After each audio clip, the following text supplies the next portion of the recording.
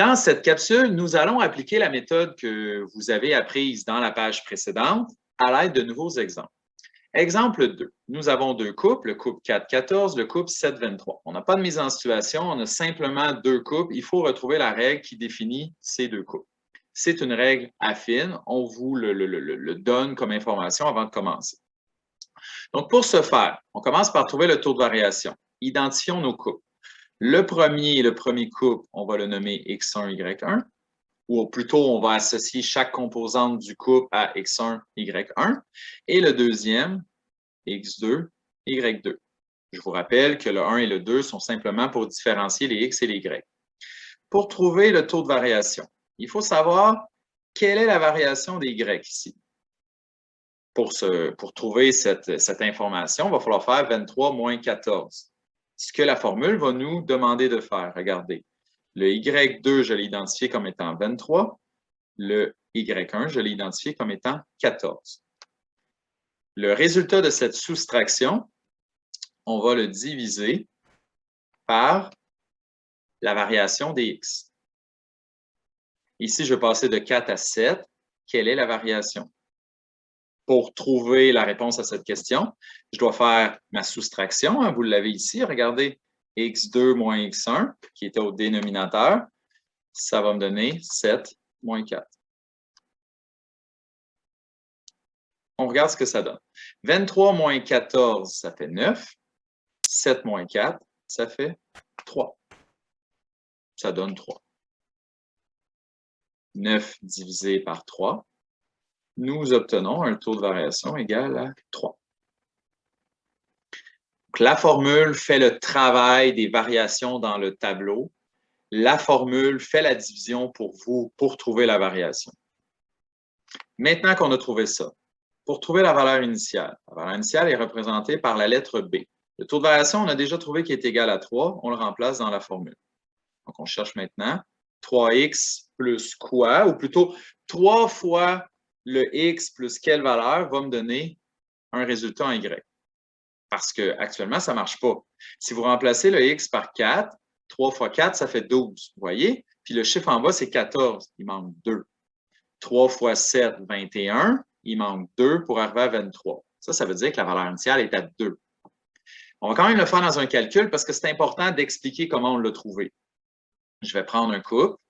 Le premier, le deuxième, peu importe, je peux le prendre. Oups, je pensais avoir pris l'encadré. Toutes mes excuses. J'espère que vous me pardonnez. Je prends lui. Ça revient au même. Ou j'aurais pu prendre le deuxième, comme je disais, qui soit présenté dans une table de valeurs, sous la forme d'un couple entre parenthèses, ou éventuellement dans un plan cartésien, vous avez un X, un Y, vous remplacez. Dans ce couple, le Y est égal à 14. Et le X est égal à 4. Donc, ce qu'on va faire, c'est qu'on va se créer une équation dans laquelle il n'y a que le B à trouver. Et le B, c'est ma valeur initiale, c'est ce que je cherche pour compléter ma règle. Donc, ça me fait 14 est égal à 3 fois 4, 12. Hein? On fait la même chose qu'on a fait de façon verbale tantôt. 12 plus quoi donne 14. C'est plus 2. On peut isoler mon B pour mieux le voir. 14 moins 12. Mon B est égal à 2. Donc, ça implique que ma formule est 3x plus 2. Je veux vérifier, je peux prendre le deuxième couple. 3 fois 7, 21. 21 plus 2, 23. Ça marche. Je vais m'envoyer dans le coin gauche. Ouh! Et on essaye avec un deuxième exemple.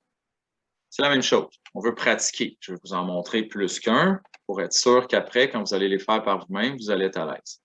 Mon premier. En passant, je pourrais dire que lui est le X1, Y1 et lui est le X2, Y2. J'ai le droit de faire ça. Ici, ça va être un peu contre-intuitif avec la table de valeurs qui est à droite. Mais c'est une question que les élèves me posent constamment. Mais j'ai deux couples, c'est lequel mon X1, Y1, c'est lequel mon X2, Y2. Vous pouvez le faire dans l'ordre que vous voulez. Le résultat va toujours être le même.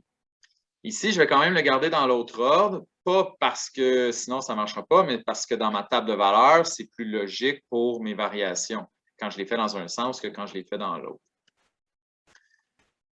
Ce qui implique que X1, Y1, X2, Y2.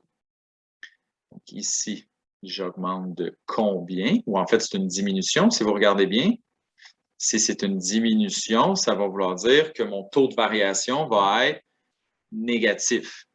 Parce que c'est une fonction qui est décroissante. Quand les x augmentent, les y vont toujours être de plus en plus petits. J'applique ma formule 1 moins 10. Je remplace mon x par 1, mon y par 10. 1 moins 10. Et en bas, x2 moins x1.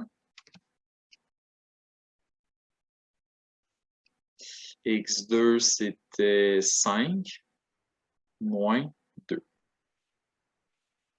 Donc, 1 moins 10, ça fait moins 9. 5 moins 2, ça fait 3. Moins 9 divisé par 3, ça fait moins 3. C'est un hasard, mes deux taux de variation se ressemblent beaucoup. Ce n'était pas voulu, c'est vraiment un hasard. Donc, ce que j'ai trouvé ici, c'est que la valeur était de moins 9, quand de l'autre côté, on avance de 3. Ma variation serait de moins 9 sur 3, moins 3. Ma règle est donc moins 3x plus b. Je cherche le b parce que je n'ai pas fini. Regardez, si je remplace le x par 2, moins 3 fois 2, ça fait moins 6. Moins 6 plus quoi donne 10? C'est un petit peu plus difficile à trouver mentalement. Puis quand je sais avec l'autre, moins 3 fois 5, ça fait moins 15. Vous voyez, je ne suis pas rendu à 1. Mais dans les deux cas, la valeur manquante va être la même. On prend un couple, on le remplace. Disons que je prends le premier, 2, 10. Je remplace mon y par 10. Je remplace mon x par 2. Moins 3 fois 2, ça fait moins 6. Moins 6 plus quoi donne 10? C'est plus 16. Comment on le voit? Je fais mon opération inverse. Plus 6 plus 6. 10 plus 6, ça fait 16. Donc, mon b est égal à 16. Ma règle sera moins 3x plus 16. Et avec cette règle, peu importe le couple que vous allez utiliser, en remplaçant le x par sa composante en x, vous obtiendrez toujours la valeur en y. Voilà. Apprenez cette technique, elle est hyper importante pour les pages. Merci.